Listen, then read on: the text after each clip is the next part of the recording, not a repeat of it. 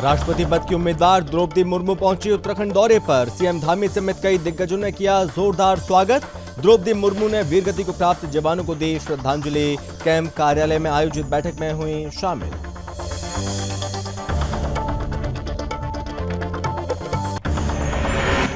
तकनीकी खामियों के चलते सुरकंडा देवी मंदिर में रोपवे सेवा ठप। लोगों ने स्थानीय प्रशासन को दी सूचना। रोपवे सेवा ठीक होने पर संचालन फिर से शुरू। देहरादून के जनता दर्शन हॉल में कार्यक्रम आयोजित। कार्यक्रम में सीएम धामी हुए शामिल। पीएम मोदी के राजनीतिक जीवन पर आधारित पुस्तक पर हुई चर्चा।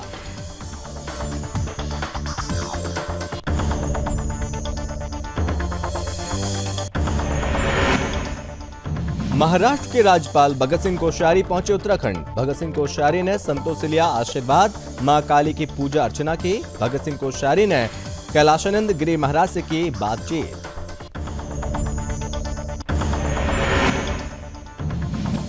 ऋषिकेश में जिला योजना समिति को लेकर बैठक। मेयर की अध्यक्षता में हुई बैठक। नगर निगम को मिला 1 करोड़ का बजट। सभी वार्डों में होगा अब विकास।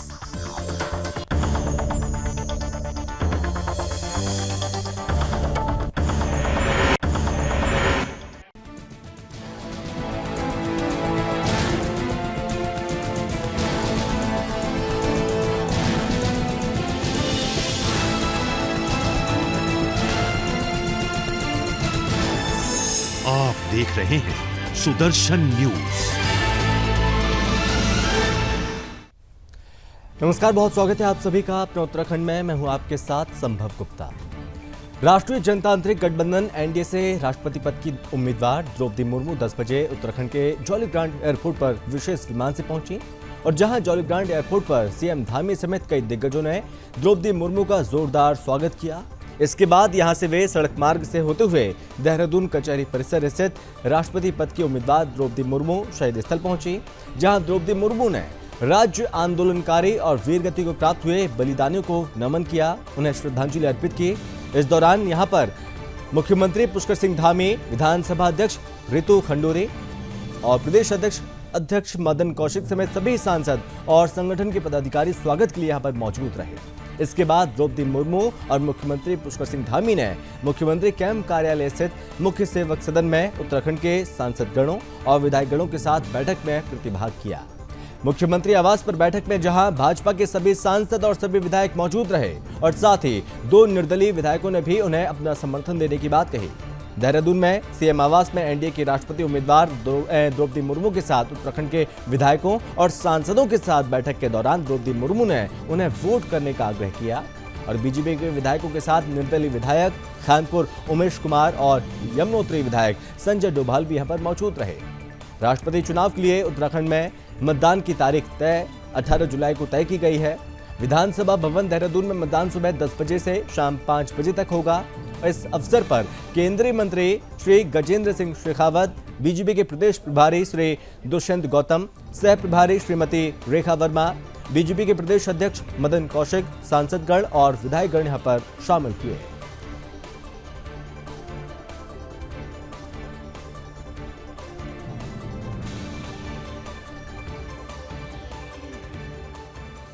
देखिए, मैंने कहा ना, इस प्रकार का कोई जो एक वातावरण बना रहे हैं वो उचित नहीं है। सभी लोग पूरी ताकत के साथ 2/3 मेजॉरिटी के साथ आए हैं। एक अच्छी सरकार पुष्कर सिंह धामी के नेतृत्व में चल रही है और बहुत अच्छी प्रकार से काम चल रही है और सभी मजबूती के साथ। और चलिए खबरों में आगे बढ़ेंगे। खबर उत्तराखंड से है, जहां पर तकनीकी खामियों के चलते सुरकंडा देवी मंदिर रोपवे सेवा कुछ देर के लिए ठप हो गई। इस दौरान रोपवे ट्रॉलियों में करीब 70 लोग जो कि हवा में ही लटके रहे। ट्रॉली में सफर कर रहे टिहरी विधायक किशोर उपाध्याय ने तुरंत घटना की जानकारी स्थानीय प्रशासन को दी, जिसके बाद जिला प्रशासन हरकत में आया और टेक्निकल टीम को मौके पर भेजा। इस बीच काफी देर अफरा तफरी का माहौल बना रहा और कुछ देर फंसे रहने के बाद रोपवे सेवा का संचालन फिर से शुरू हुआ। गौरतलब है कि बीते 1 मई को सूबे के मुख्यमंत्री पुष्कर सिंह धामी ने सिद्धपीठ मां सुरकंडा देवी मंदिर के लिए रोपवे सेवा की आधिकारिक रूप से शुरुआत की थी। हालांकि रोपवे अप्रैल में शुरू हो गई थी और सुरकंडा देवी मंदिर जाने के लिए रोपवे करीब 5 करोड़ की लागत से तैयार किया गया, जिसकी लंबाई 502 मीटर है और संचालन शुरू होने के पहले दिन करीब 240 श्रद्धालुओं ने रोप वे से सफर किया और मंदिर में दर्शन किए थे। 32 करोड़ रुपए की लागत से बनाए गए रोप वे में 16 डिब्बे लगाए गए हैं। एक डिब्बे में 6 लोग जो कि सफर कर सकते हैं और टेहरे के कद्दूखाल क्षेत्र स्थित सिद्धपीठ मां सुरकंडा देवी के दर्शन को रोजाना बड़ी संख्या में श्रद्धालु यहां पर पहुंचते हैं। सुरकंडा देवी मंदिर समुद्र तल से 2750 मीटर की ऊंचाई पर स्थित है। आबूदादी की कद्दूखाल से मंदिर परिसर तक करीब 1.5 किलोमीटर की खड़ी चढ़ाई है, जिसे चढ़ने में करीब 1.5 से 2 घंटे लग जाते थे। लेकिन अब रोप वे शुरू होने से यहां आने वाले श्रद्धालुओं को 1.5 किलोमीटर खड़ी चढ़ाई नहीं चढ़नी होगी और इससे उन लोगों को बड़ी राहत मिलेगी जो चलने में असमर्थ हैं।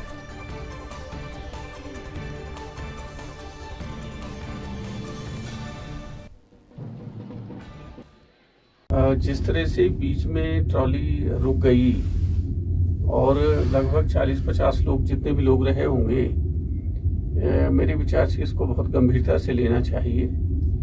हम किसी की जिंदगी को खतरे में नहीं डाल सकते हैं और इसका मेरे ख्याल से थोड़ा सा मैं बात करूंगा ये पर्यटन सचिव वगैरह से भी, जो लोग इसको देख रहे हैं और जो ये चला रहे हैं। चलो हम तो ठीक है सब लोग, लेकिन मान लीजिए कोई किसी तरह का कोई हार्ट पेशेंट हो या मान लीजिए किसी में जो है ब्लड प्रेशर का मरीज हो, दूसरी चीज का हो, तो फिर हो जाएगा भाई इस तरह से हम फंस गए हैं। तो ये मेरे लिए बड़ा पता नहीं क्यों इस तरह से माँ सुरकंडासुरी क्या चाहती है। शुरू में भी जब ये शुरू हुआ था तो शायद कुछ इसमें ग्लिचेस कुछ आए थे और आज जब मैं इसमें आया तो ये बहुत ही चिंता का विषय, हम लोगों की जिंदगी को खतरे में नहीं डाल सकते हैं और एडमिनिस्ट्रेशन को और जो भी इसका संचालन कर रहे हैं इसको गंभीरता से लेना चाहिए इस बात को जो है। और जब तक पूरी तरह से ये ठीक नहीं हो जाता है, ये बताएं कि इस तरह की समस्याएं क्यों आ रही हैं। मैं तो सिंगापुर में देखा, बाहर भी देखे हैं, अच्छी मैंने जो रोपवेज हैं और बहुत फास्ट जो चलती हैं, उसमें कभी इस तरह की स्थिति पैदा नहीं हुई है। ये अच्छी बात थी, मुझे तो बड़ा अच्छा लगा था जब हम यहाँ पर आए थे मुख्यमंत्री जी, और फिर ये दोबारा रुक गई है। तो कहीं ना कहीं कोई गंभीर समस्या भविष्य में ना हो, कोई हताहत ना हो, किसी की जिंदगी खतरे में। चलिए बढ़ता आगे, जहां पर प्रधानमंत्री नरेंद्र मोदी के लोकतांत्रिक प्रशासनिक जीवन के 20 वर्ष पूरे हो गए हैं। इस मौके पर नरेंद्र मोदी की मुख्यमंत्री से प्रधानमंत्री तक के सफर की पुस्तक पर आयोजित चर्चा और गोष्ठी कार्यक्रम में मुख्यमंत्री धामी ने प्रतिभाग किया। यह कार्यक्रम मुख्यमंत्री आवास के जनता दर्शन हॉल में आयोजित किया गया। आबूदादी के Modi at 20 dreams meet delivery, ये किताब देश के कुछ बुद्धिजीवियों और विशेषज्ञों द्वारा प्रधानमंत्री नरेंद्र मोदी के सार्वजनिक जीवन में 20 वर्ष पूरे होने की उपलब्धि पर लिखी गई है। इस दौरान मुख्यमंत्री धामी ने अपने संबोधन में प्रधानमंत्री नरेंद्र मोदी से अपनी पहली मुलाकात की यादों को भी साझा किया।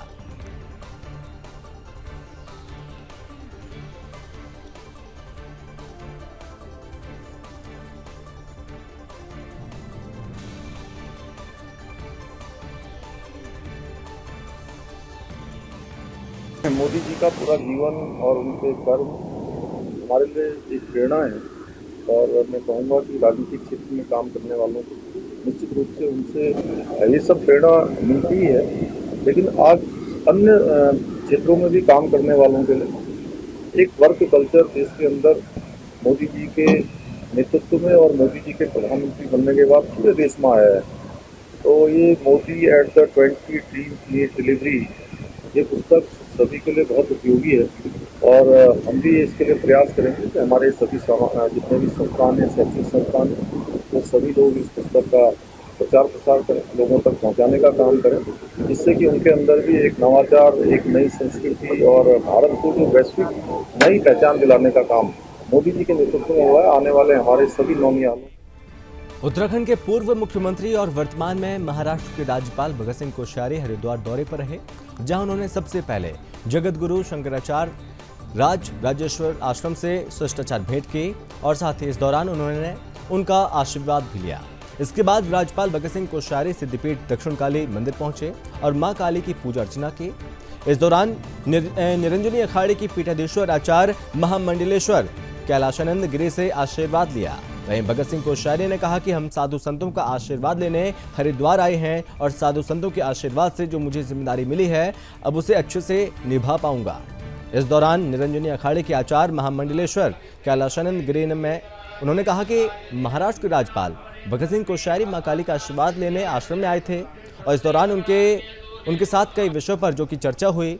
वहीं जहां आज देश प्रधानमंत्री नरेंद्र मोदी और गृहमंत्री अमित शाह के सानिध्य में सनातन धर्म की राह पर चल रहा है और देश की लगातार प्रगति हो रही है, इस पर कोश्यारी जी से काफी देर बातचीत हुई है।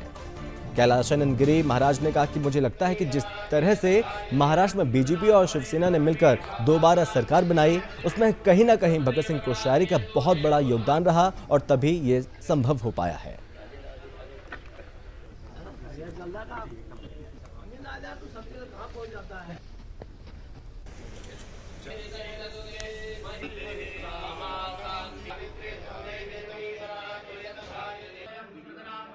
आपने खुद ही कहा कि आए हैं संतों का आशीर्वाद लेने, तो आप सब मुझे जानते हैं, मेरा नाम भगत सिंह है और मैं आपका भी भक्त हूँ और संतों का भक्त तो हुई हूँ। तो 2-4 संतों का आशीर्वाद लेके जाऊँगा तो जिस काम में लगा हूँ वो काम अच्छा होगा, आप लोगों का प्रेम बना रहेगा तो अच्छा रहेगा।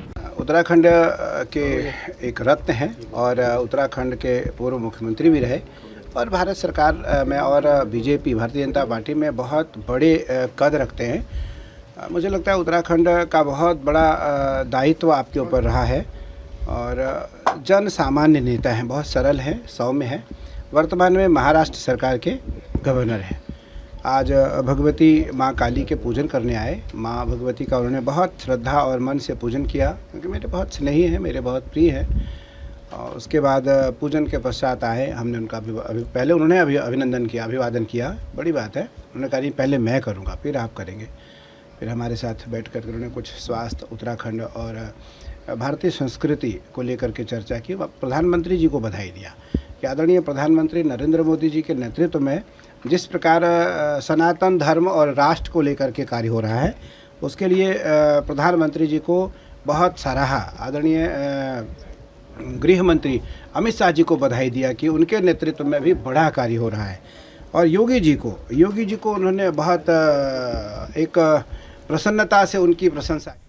ऋषिकेश नगर निगम स्वर्ण जयंती सभागार में जिला योजना समिति को लेकर बैठक का आयोजन किया गया और अबू धाबी के मेयर की अध्यक्षता में बैठक आयोजित की गई। इस बैठक में नगर निगम के 40 वार्डों के पार्षद भी यहां पर मौजूद रहे और पार्षदों ने अपने अपने वार्डों में होने वाले विकास कार्यों के प्रस्ताव डीबीसी सदस्यों के माध्यम से जिला योजना समिति को भेजे हैं। वहीं डीबीसी के सदस्य विकास तेवतिया ने नगर निगम के तमाम वार्डों में आ रही बजट की कमी को देखते हुए अपने और अपनी दंपति के वार्ड को योजना समिति से आ रहे 1 करोड़ के बजट से दूर रखा। तेवतिया का कहना है कि पहले वो नगर निगम के 38 वार्डों के विकास कार्यों को 1 करोड़ के बजट में शामिल करेंगे।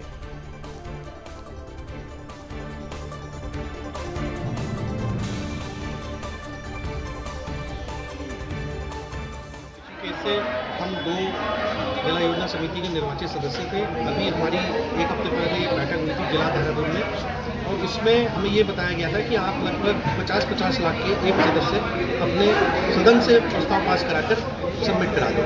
तो उसी क्रम में आज हमने बैठक करी है। लगभग 1 करोड़ की निधि जिला योजना की नगर निगम ऋषिकेश को मिलने जा रही है। हमारी डीपीसी की पहली बैठक जो हमारी अभी शासन में हुई है, हमारे दोनों निर्वाचित मेंबर यहाँ से भाई विकास तेवतिया और भाई लव काम्बोज यहाँ से निर्वाचित होकर गए हैं। उस बैठक में उन्होंने प्रतिभाग किया। बैठक में जो भी गाइडलाइन आई है उस गाइडलाइन के हिसाब से बैठक प्रस्ताव बोर्ड की एक बैठक में आउट की गई और इस बोर्ड बैठक में सभी 40 वार्डों का ध्यान रखते हुए मैं अपने दोनों भाइयों को डीपीसी मेंबर हैं उनका धन्यवाद भी करूँगी कि उन्होंने सबको साथ लेके चलने का जो काम करा। सभी 40 के 40 वार्डों से हमारे प्रस्ताव आए हैं। प्राथमिकता में क्योंकि बजट बहुत कम है, एक मेंबर को 50 लाख मात्र मिलने हैं और दोनों को मिला के 1 करोड़ बनता है। 1 करोड़ में हमारे 40 वार्ड हैं तो लगभग 2.5 लाख एक वार्ड में। खबर उत्तराखंड के हल्द्वानी से है, जहां पर पूर्व शिक्षा मंत्री और गदरपुर से बीजेपी के विधायक अरविंद पांडे हल्द्वानी पहुंचे और जहां पर राज्य के पूर्व शिक्षा मंत्री और गदरपुर से बीजेपी के विधायक अरविंद पांडे ने पार्टी कार्यकर्ताओं के साथ पौधारोपण कर हरियाली के प्रति हरेला पर्व की शुरुआत की। इस दौरान उन्होंने सभी से ज्यादा संख्या में पौधा लगाने की अपील भी की। वहीं शिक्षा मंत्री धन सिंह रावत और कांग्रेस के पूर्व प्रदेश अध्यक्ष धन सिंह रावत के बीच भ्रष्टाचार को लेकर चल रही जुबानी जंग पर मीडिया से बातचीत की और कहा कि कांग्रेस के लोग जिस तरीके से उत्तराखंड के लोकप्रिय मंत्री धन सिंह रावत पर बेबुनियाद आरोप लगा रहे हैं वो पूरी तरह से गलत है। कांग्रेस खुद भ्रष्टाचार में लिप्त थी और इसी वजह से उनकी सरकार 2017-2022 में नहीं आ सकी। उन्होंने कहा कि धन सिंह रावत पर गणेश गोदियाल राजनीति से प्रेरित होकर आरोप लगा रहे हैं। अरविंद पांडे ने कहा कि भारतीय जनता पार्टी का हर कार्यकर्ता ईमानदारी से काम करता है और अगर सरकार में रहकर कोई भी गलत काम करेगा तो उसके खिलाफ जरूर कार्रवाई होगी।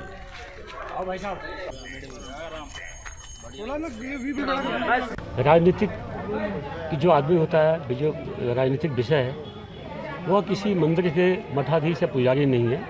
राजनीतिक काम और ख़ास तौर पर कांग्रेस के लिए सिर्फ सत्ता में बैठे हुए हमारे जो ईमानदार मंत्री हैं, लोकप्रिय मंत्री हैं, उन पे आरोप प्रत्यारोप के अलावा विपक्ष के पास बचता भी क्या है। अरे सूप तो बोले बोले, कम से कम छल्लियों को बोलने का कोई अधिकार नहीं। जो NH-74 के घोटाले में जो कुछ नहीं कर पाए, अनगिनत घोटाले हुए कुछ नहीं कर पाए, भारतीय जनता पार्टी की सरकार तो प्रमाण है भाई कि NH के घोटाले में भी इस प्रदेश के बड़े से बड़े अधिकारी जेल में भेजने का काम भारतीय जनता पार्टी ने किया। अभी इन दिनों देखा आपने, हमारे मुख्यमंत्री जी ने IAS PCS अधिकारियों तक को जेल में डालने का काम किया। तो हमारी सरकार ईमानदारी से काम कर रही है और इससे कांग्रेस कहीं ना कहीं बौखलाई हुई है। तो ये झूठा आरोप प्रत्यारोप लगा। शिक्षा मंत्री मैं भी रह चुका हूँ, मैं आज मंत्री नहीं हूँ, और भारतीय जनता पार्टी का कार्यकर्ता जो करता है उस पर विश्वास करता है। अगर जो हम लोग कहीं किसी गलत काम में लिप्त हैं तो हम लोगों के खिलाफ कार्रवाई। और अब खबर उत्तराखंड के हरिद्वार से है, जहां पर कांवड़ मेले को लेकर रेलवे प्रशासन और जीआरपी भी एक्शन में आ चुकी है। और इसी कड़ी में जीआरपी और आरपीएफ ने हरिद्वार रेलवे स्टेशन से ज्वालापुर स्टेशन तक रेलवे लाइन के पास जमा अतिक्रमण को हटाया। इस दौरान कई झुग्गी झोपड़ियां और दुकानें हटाई गईं। एएसपी जीआरपी अरुणा भारती ने कहा कि आगामी कांवड़ मेले में शिव भक्तों को किसी तरह से असुविधा न हो, इसके साथ ही कानून व्यवस्था में कोई रुकावट पैदा न हो, इसलिए संयुक्त रूप से अभियान चलाया जा रहा है। अतिक्रमण हटाने के साथ साथ जीआरपी वेरिफिकेशन अभियान भी चल रही है, जिसमें रेलवे लाइन परिसर और रेलवे लाइन के आसपास रह रहे संदिग्धों से पूछताछ की जा रही है।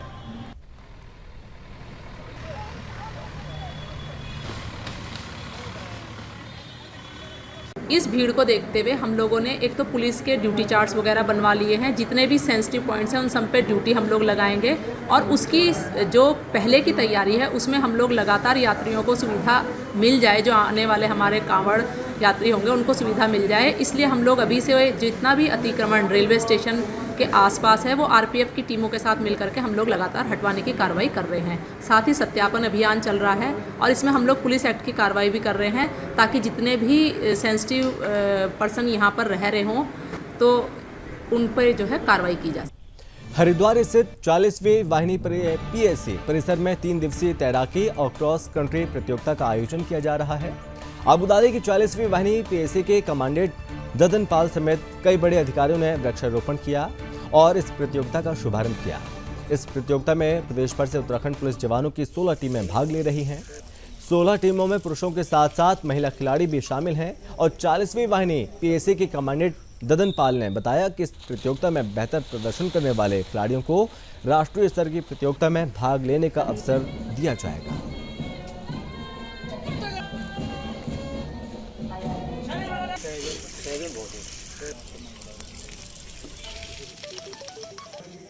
इसमें हमारे पूरे प्रांतीय स्तर पर जो पुलिस है और पीएसी की बटालियंस हैं उनकी 16 टीमें ये हमारी प्रतियोगिता में भाग ले रही हैं। इसमें क्रॉस कंट्री और तैराकी प्रतियोगिता शामिल है और जो बेहतरीन खिलाड़ी इसमें से शामिल छाएंगे वो आगे राष्ट्रीय प्रतियोगिता में भाग लेते हैं पुलिस की। तो आज से प्रतियोगिता शुरू हुई है और 3 दिन पश्चात इसका समापन होगा और इसमें बेस्ट ऑफ द बेस्ट खिलाड़ी छांटे जाएंगे और वो आगे की प्रतियोगिता। और अब खबर उत्तराखंड के पौड़ी से है, जहां पर जिलाधिकारी की कार्रवाई सामने आई है और अबुधाबी की पौड़ी में जिलाधिकारी डॉक्टर विजय कुमार जोगदंडे ने जनपद में सड़क के किनारे खड़े पुराने वाहनों पर कार्रवाई करने के निर्देश दिए। जिलाधिकारी डॉक्टर विजय कुमार जोगदंडे ने कहा कि जनपद की संबंधित नगर पालिका, नगर निगम और पीडब्ल्यूडी विभाग अपने क्षेत्र के अंतर्गत कार्रवाई करते हुए सड़क किनारे खड़े पुराने वाहनों को सुरक्षित स्थानों पर शिफ्ट करने का काम करेंगे। और साथ उन्होंने कहा कि अगर किसी विभाग की तरफ से लापरवाही बरती जाती है तो उस विभाग का उत्तरदायित्व सुनिश्चित किया जाएगा।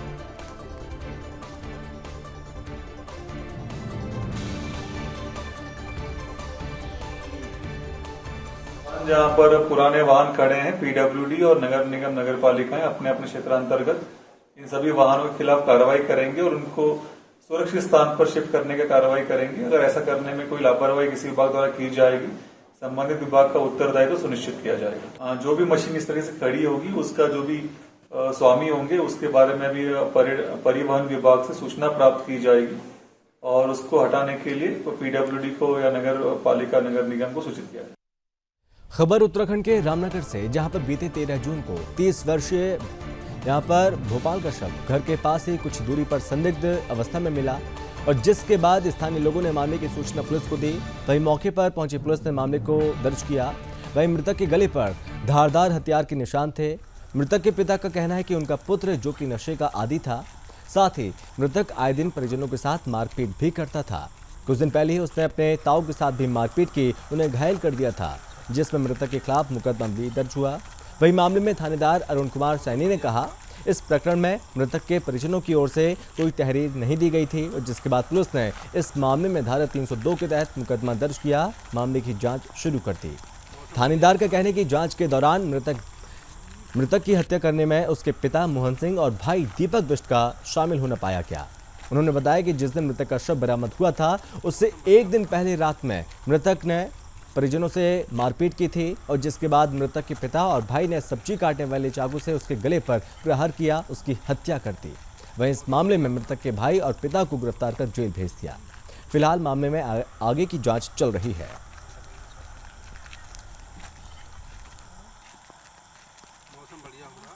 देखिए, दिनांक 13 जून को एक व्यक्ति की गर्दन पे चाकू मारकर उसकी हत्या कर दी गई थी। उसका शव हमें मोर्चरी से बरामद हुआ था। उसका पोस्टमार्टम की कार्रवाई की गई। दौरान जांच ये बात प्रकाश में है कि मतलब परिजनों से ही मृतक का झगड़ा हुआ था। इस संबंध में किसी ने थाने पर रिपोर्ट पंजीकृत नहीं कराई। हमारे द्वारा जांच के बाद इसमें एक अभियोग पंजीकृत कराया गया 302 का, और कल हमारे द्वारा 2 लोगों को इसमें गिरफ्तार किया गया है। इसमें मृतक के भाई और उसके पिता को हमारे द्वारा गिरफ्तार कर जेल भेजा गया है। उनके द्वारा युवक की हत्या की गई थी। इसमें अन्य लोगों के बारे में भी हमारे द्वारा जानकारी दी जा रही है। खबर उत्तराखंड के रामनगर से, जहां पर बाघ का आतंक यहां पर देखने को मिला। और आपको बता दें कि कॉर्बेट पार्क के सर्कदुली रेंज में कुछ दिन पहले सड़क निर्माण का कार्य यहां पर एक मजदूर को अपना बाघ ने निवाला बनाने के साथ ही एक विभागीय कर्मचारी पर जिसने हमला किया, जिसके बाद यहां पर व्यक्ति जो कि घायल हो गया, जिसके बाद स्थानीय लोगों ने घायल व्यक्ति को अस्पताल में भर्ती कराया और जिसके बाद स्थानीय लोगों ने वन विभाग को सूचना दी। मौके पर पहुंची वन विभाग ने बाघिन को विभागीय पशु चिकित्सकों की टीम के साथ रेस्क्यू किया, जिसके बाद बाघिन को ढेला स्थित रेस्क्यू सेंटर में भेज दिया। वहीं पशु चिकित्सक दुष्यंत कुमार ने बताया कि इस बाघ को ट्रैंकुलाइज कर रेस्क्यू किया गया और साथ ही इसके सैंपल जाँच के लिए लैब भेजे गए। उन्होंने बताया कि रेस्क्यू के बाद पार्किंग का स्वास्थ्य परीक्षण किया गया और जिसमें वो पूरी तरह स्वस्थ है। उन्होंने बताया कि सर्कदुली रेंज में लोगों पर बाघ के हमले करने की घटना सामने आ रही है और जिसे देखते हुए कॉर्बेट प्रशासन के उच्च अधिकारियों ने इसे पकड़ने के निर्देश दिए थे, जिसके बाद बाघ को पकड़ने के लिए संवेदनशील क्षेत्र में कैमरा ट्रैप लगाया गया और जिसमें एक बाघ और 2 बाघ बार बार सामने आ रहे थे, जिसके बाद बीती देर रात सर्कदुली रेंज में बाघ को पकड़ने के लिए रेस्क्यू ऑपरेशन चलाया गया और वन कर्मियों की 4 टीमों ने 4 घंटे की मशक्कत के बाद बाघिन को रेस्क्यू किया।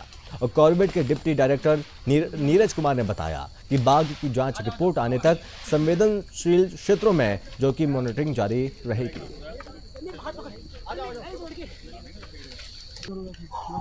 ये एक टाइगर हमने ट्रंकुलाइज कराया, इसकी अनुमति हमें मिल गई थी, तो उसे पिछले 1 तारीख से हमें इसे ट्रेस करने की कोशिश कर रहे थे और कल शाम को हमें 7 बजे करीब इसमें सफलता मिल गई और इसको प्रारंभिक जांच के बाद अभी हमने रेस्क्यू सेंटर भेजा है और फिर जैसे भी हमें ऊपर से निर्देश प्राप्त होंगे उसके हिसाब से आगे की कार्रवाई करेंगे। ये धनगढ़ी गेट के पास से सर्कदुली रेंज से पकड़ा है इसे। ये एडल्टहुड में है अपने और फिलहाल तो हम सुबह भी इसकी जांच कराए हैं तो पूरी तरह से स्वस्थ है। टाइग्रस, इसके DNA सैंपल हम भेजेंगे अभी। उत्तराखंड के टेहरी गढ़वाल में उस वक्त हड़कंप मच गया जब एक व्यक्ति फोटो खींचते समय खाई में गिर गया। जिसके बाद स्थानीय लोगों ने मामले की सूचना पुलिस को दी, एसडीआरएफ को दी। वहीं मौके पर पहुंची एसडीआरएफ ने रेस्क्यू किया और एसडीआरएफ की टीम गहरी खाई में उतरकर युवक तक पहुंच पाई, लेकिन एसडीआरएफ की टीम युवक तक पहुंचे तब तक युवक की मौत हो चुकी थी और जिसके बाद यहां पर एसडीआरएफ की टीम द्वारा मृतक के शव को बरामद किया गया, पोस्टमार्टम के लिए अस्पताल भेज दिया गया।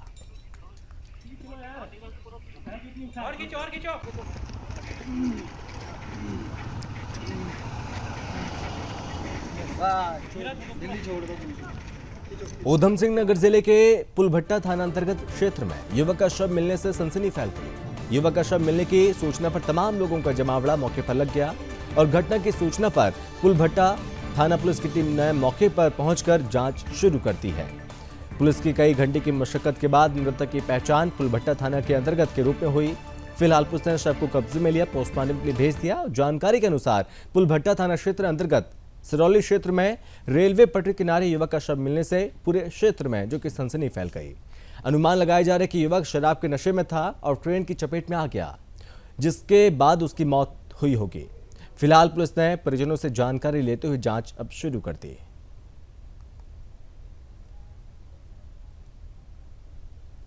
काफी प्रयास किया गया है, काफी प्रयास करने के बावजूद एक अभी आए हुए हैं सज्जन, क्या नाम है आपका? अब्दुल करीम ने अपने पुत्र क्या नाम है तस्लीम के नाम पर जो है तस्दीक की है कि तस्लीम है, ये जो शव पड़ा हुआ है वो मेरे बेटे का है। करीम इन्होंने बताया कि मेरे बेटे तस्लीम का ये शव है और नशे का आदी था। जो है संभवतः ट्रेन से टक्कर लगने के कारण, आई चोटों के कारण इसकी मृत्यु हुई। उत्तराखंड में 2 दिन से बंद फूलों की घाटी को जोड़ने वाला मार्ग सोमवार सुबह खुल गया, जिसके बाद घाटी में आवाजाही शुरू हो गई है।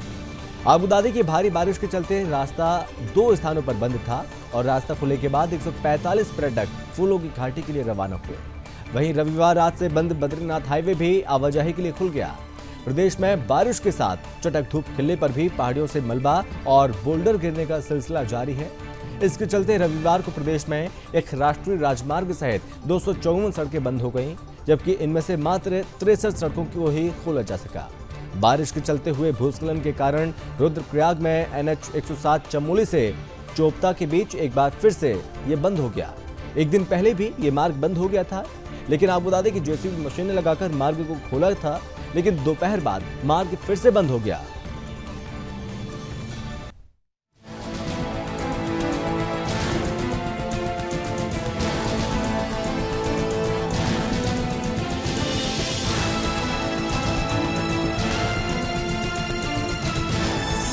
आप देख रहे हैं सुदर्शन न्यूज।